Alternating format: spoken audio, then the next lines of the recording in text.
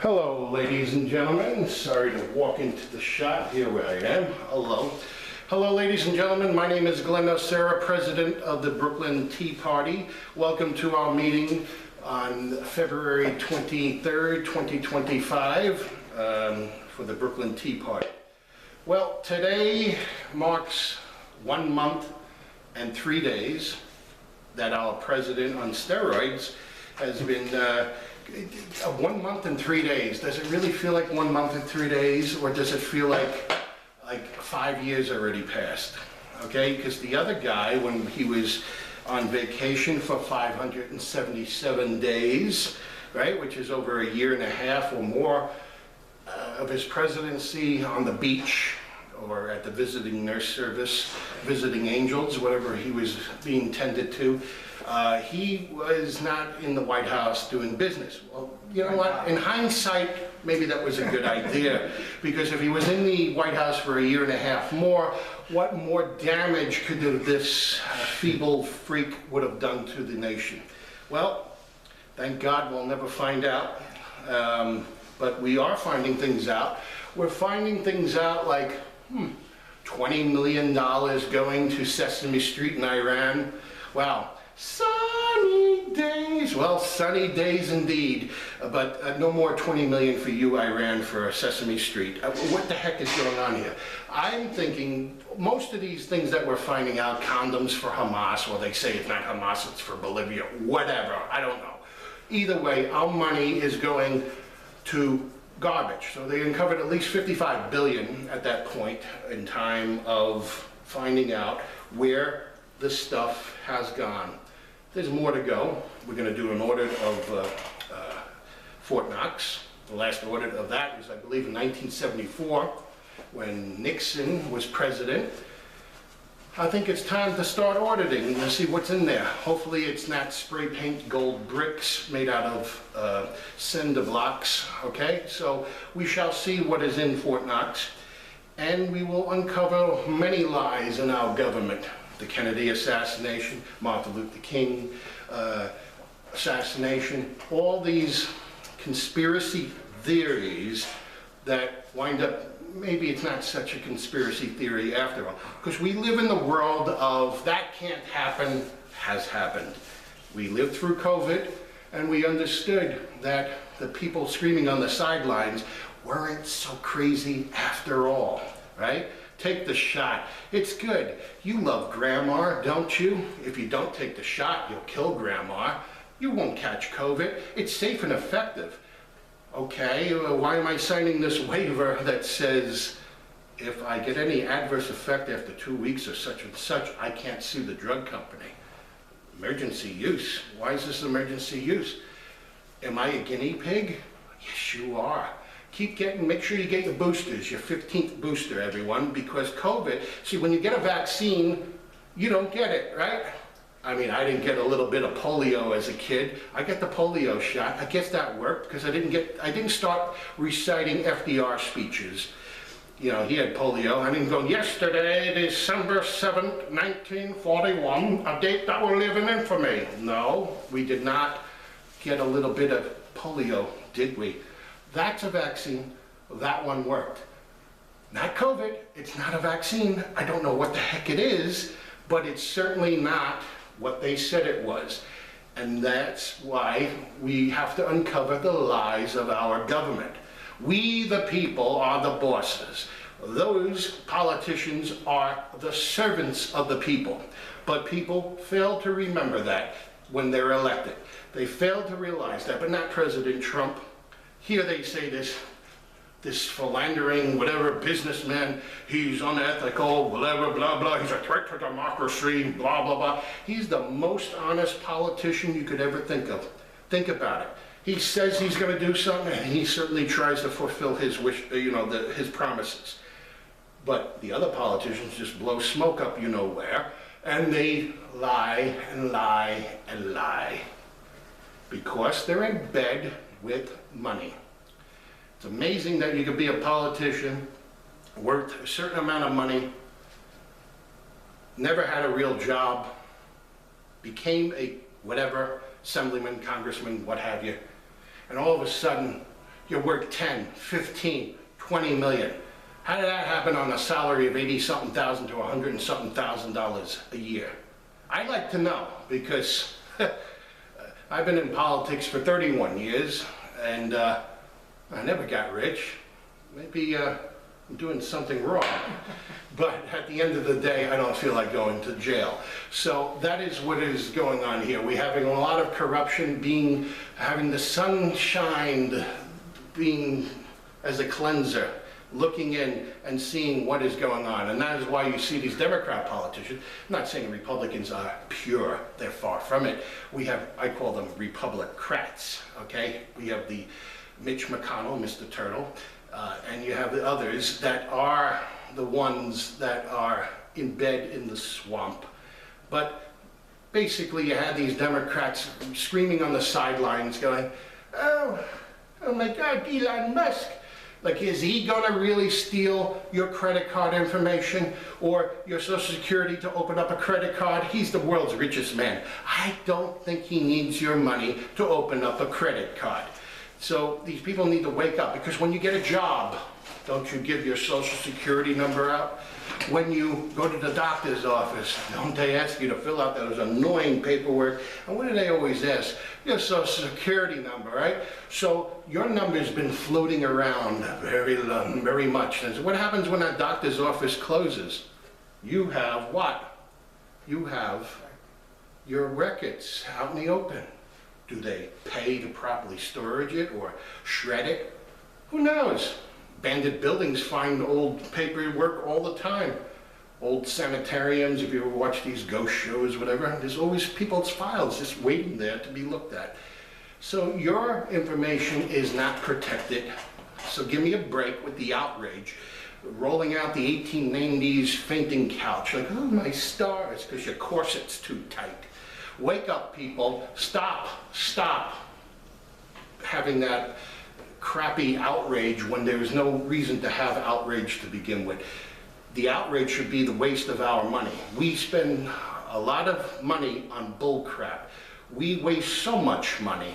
Why do we need to waste this money? We work hard for our money and we're taxed to death, and we don't want our money to be blown away for useless garbage. And then when they say they have no money, they want to raise your taxes. Just like my property tax has been risen another $500 on top of the $500 prior year. So a $1,000 increase in like some 2023, 2024 year. Enough is enough. People gotta wake up and say, I'm mad as hell and I'm not gonna take it anymore, from Broadcast News or whatever that name of that movie is. But with that being said, I would like everyone to rise and do the Pledge of Allegiance. And we begin. I pledge allegiance to the flag of the United States of America and to the republic for which it stands, one nation, under God, indivisible, with liberty and justice for all. Thank you, ladies and gentlemen. Please be seated. Well, today we have a guest speaker, Tabitha Ward, who is running for mayor of the city of New York as an independent candidate running. Tabitha, it will be fighting for New Yorkers. As we could tell from our current mayor, that is not a thing what has been happening. Our mayor cared more about illegal aliens. Remember when he has opened his mouth and said, oh, okay, then send them here. And what did he do?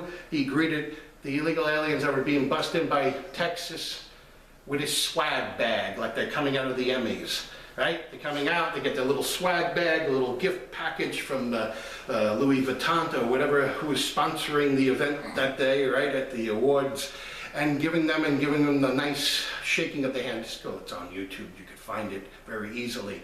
Him shaking their hands. But with that being said, should Mayor Adams resign? Well, think about it this way. Mayor Adams, we call for you to resign. Ladies and gentlemen, for the next 90 days, Mayor Jumaane Williams, oh good. You'll have someone replacing him far worse. So what we want is Mayor Adams, stay in office, stay in office. Mayor Adams, time to lose your position in the general election. Lose in the general election. Do not leave beforehand. The city's damaged enough. We don't need it worse. Jumaane Williams, I was in student government with him. I know all too well the radicalizations of the guy. Yes, he's a nice guy, sure, nice guy, everyone's nice. But at the end of the day, he's anti-police, he's anti-capitalism, he's anti-anything that makes sense. All you have to do is see what his stances are on many things and make your own determination. So by the grace of God, stay in office. But don't worry. We also have Andrew Cuomo, about to trace right in on the Democrat line and about to become our, hopefully not mayor, but people need to wake up and know that there's other choices out there for mayor, like Tabitha, and people on the Republican line or whoever else that makes sense on the issues. And people need to hear what they have to say and make their own choice. And that is why we're having Tabitha here today, to explain her platform and to take questions from the audience, of course, and to see her vision for a better New York. Ladies and gentlemen, please give a round of applause for Tabitha Ward.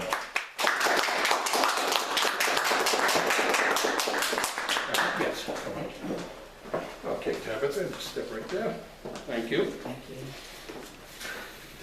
Good morning. My name is Tabitha Ward, and I am running for mayor of New York City. And as mayor, I want to tell you, I'm running as an independent. However, I'm open to being endorsed by a party for me. But I'm running on the policies of immigration, budget, taxes and revenue, jobs and education, infrastructure, law enforcement and crime prevention, and a few additional policies.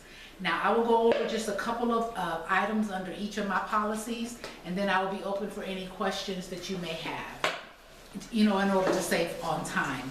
For immigration, I want to say that I am a supporter of mass deportation, and I will work with the Trump administration on mass deportation. The reason why I support mass deportation is because New York City is known as the city of immigrants. And I feel like New York City needs to be known as the city of Americans. Another reason for mass deportation is due to the mass saturation and the overpopulated cities and overpopulation of cities and towns throughout the United States that have a lot of illegal immigrants that have come in on those, which are known as the sanctuary cities or states.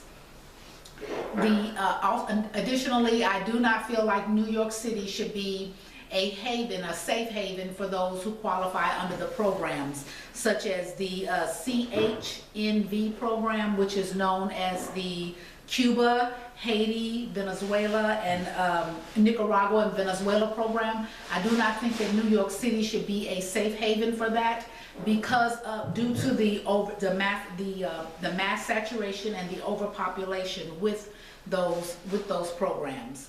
And additionally, the type of work and resources that can be worked with those who qualify under the CHNV program can be worked anywhere else in the United States. I feel like they should be able to spread out.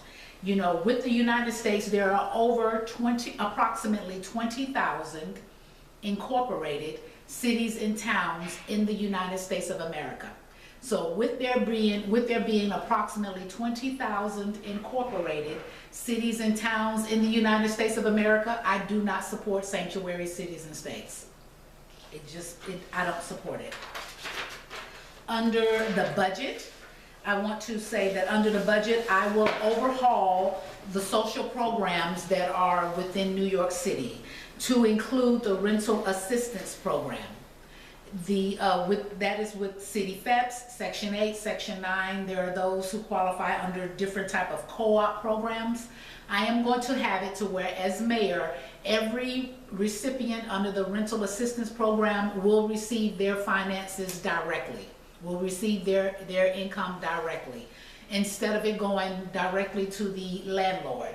This allows that individual to be more in control over where they live, how they're living, and additionally, when landlords are receiving their money from the rental assistance program, there is no incentive for them to do repairs. There aren't any incentives for them to, repair whatever needs to be repaired, do any upgrades or any updating or anything with that, because they know that regardless of what happens with that apartment, they're going to receive their money because the money comes directly from the Human Resources Administration. So the tenant that lives in that apartment, they really have no power or no say. If the landlord wants to fix something, they can. If not, they don't have to, because they know they're going to get their money regardless. And you cannot just up and move, because the program is set up in a way to where it's going to automatically go to that landlord. So if you're living there or not, it doesn't matter whether you sleep there or not, he's going to get his money regardless. Additionally, as mayor, I'm going to require permanent and exclusive housing for the mentally ill. These are people who have severe mental illness diagnoses. You can be referred by a board certified or licensed mental health professionals or by judges. A judge can sign a mentally disordered letter. And if a judge signs a mentally disordered letter, you will have to go and live in these specific housings that are available for you. In these housings, you will have to, there will be a full a medical dispensary available for your prescriptions. You will have to go to a certain part in that building or in that residential building to take all of your prescriptions. There will be a nurse on staff 24/7 to ensure that you are receiving your medical, your prescriptions. Also, you will have to attend your medical appointments to live in, you must attend your medical appointments in this facility. All of your medical appointments, there will be social workers that will be on staff to ensure that you are attending all of your medical appointments, to include your counseling and therapy sessions. If you do not take your prescriptions, if you do not attend your medical or any of your medical appointments, and if you do not attend your counseling and therapy sessions, you will receive a red light. The people who can give you a red light are the nurses, the doctors, and the security guards, provided that they see something on camera that indicates that we need to have a nurse or a doctor look at this footage to see if you are to continue to receive the green light. The red light is when you did not take your medication, you're not showing up down at the dispensary to receive your medication. The red light is that you're not going to your medical appointments. The red light states that you're not going to your counseling and therapy sessions. With that red light, you cannot leave the facility. Now, you cannot leave the facility. If you get a green light, you're welcome to go outside and go, anywhere in New York City. You can ride the subways, you can do whatever you want. However, if you do not have that green light, you have to remain at that facility. When you remain at that facility, we will ensure that there are medical doctors on hand to provide any of your medical care. We will ensure that there are mental health professionals on hand, clergy. There will be a full cafeteria. There will be places for you to have extracurricular activities, but you will have to remain in that facility until you get back on your regime or on your schedule to take your medication. If an individual who has been assigned or who are living the permanent housing for the mentally ill, and it is permanent housing, this is where you live. You don't live anywhere else. This is it. For those who live in there, if they receive a green light and they have not been going to taking their medication, they have not gone to their medical appointments, their counseling and therapy session, they receive a green light, and they go outside and they pose a harm to themselves or to someone else, the doctor, the nurse, the security guard, whomever, we will look at the footage. Whoever gave them a green light, despite this individual having not attended, and there will be an electronic scheduling system so that you can monitor to ensure that you have come in and done everything you need to do. If they have done that and they receive that green light and they go out and pose a harm to themselves or to others, the person responsible will face charges, because there is a system that is set up in place to ensure that that this individual will not be able to leave until they have, they fulfilled all of their requirements. Under taxes and revenue, I will solicit and request the opportunity to participate and secure contracts with international